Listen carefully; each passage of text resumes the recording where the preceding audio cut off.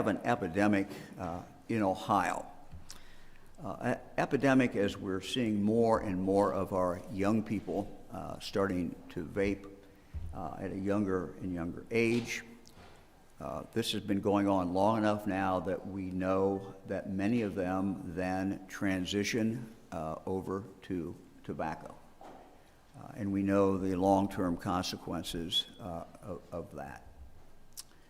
Dr. Bodie will talk in a moment after Dr. Vanderhoff about what she is seeing out there and what the science is and what the nature of this problem is and what the long-term impact that will take place in regard to these young people who are starting down this pathway at an earlier and earlier age.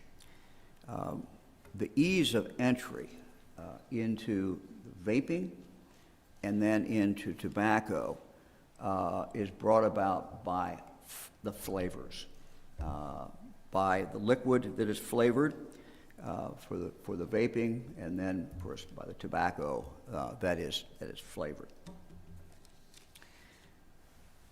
Which brings us to why we're here today. On December 15th, the General Assembly passed a bill that would prohibit local governments from enacting laws to discourage the use of tobacco.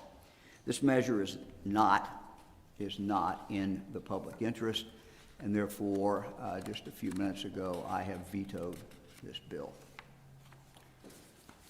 There is the well-documented danger of tobacco products. I think we all know.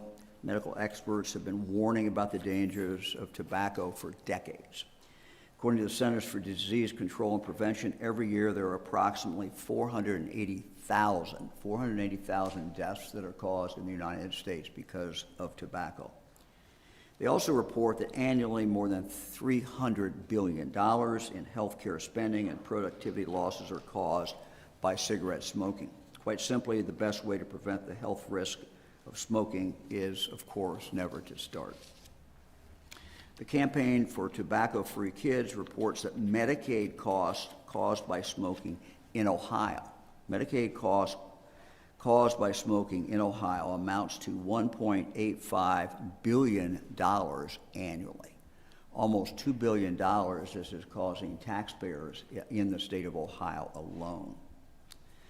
We know that tobacco companies are adding flavors to tobacco products being not only cigarettes, but the vaping, to make them more enticing to young people. A recent prevalence study on the use of tobacco among middle and high school students showed that 2/3 of the students who reported using tobacco products said they use them because, quote, they come in flavors that I like. Flavors, of course, including menthol.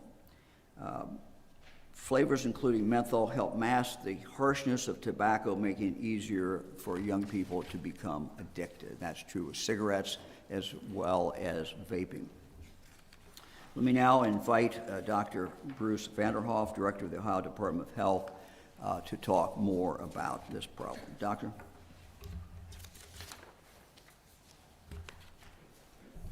Well, thank you very much, Governor. As you noted, tobacco use comes with very real costs to the people of Ohio. And also, as you noted, really the very best steps that we can take to ensure our young people have long, healthy, productive lives is to protect them, prevent them from suffering the ravages of tobacco and nicotine addiction. You know, the cost of tobacco use really can be measured in a variety of ways, and one of those is financially. The governor referenced some of the impact on Medicaid. You know, if you look at the country as a whole between 2010 and 2014, it's estimated that fully 20% of Medicaid spending was attributable to cigarette smoking. And with Ohio's rates of cigarette use being higher than the national average, one would imagine that proportionally that might be even greater here. Also, according to the Health Policy Institute of Ohio, after adjustment for inflation, the total annual health care cost attributable to cigarette smoking in Ohio is about $6.8 billion. every year. But the most tragic measure of tobacco's impact on our state is its impact on human lives. Tobacco is the leading cause of preventable death in Ohio, responsible for more than 20,000 attributable deaths every single year. Now, fortunately, our state's efforts to address this are bearing fruit, and we've seen steady declines in tobacco usage over the course of the last several years, especially declines in smoking. But the battle is not won. There is still much more to do, and as I noted, our rates of cigarette smoking are still above the national averages.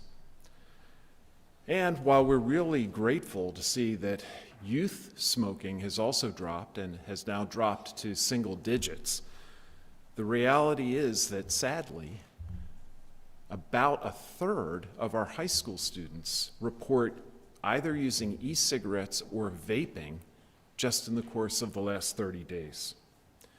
And make no mistake, nicotine products in any form are highly addictive and, when inhaled in the lungs, are potentially very damaging to the lungs, especially to young lungs.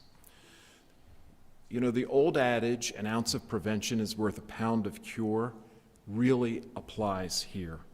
And there's no doubt that efforts to prevent our young people from suffering from the scourge of becoming addicted to harmful tobacco products is certainly in everyone's best interests.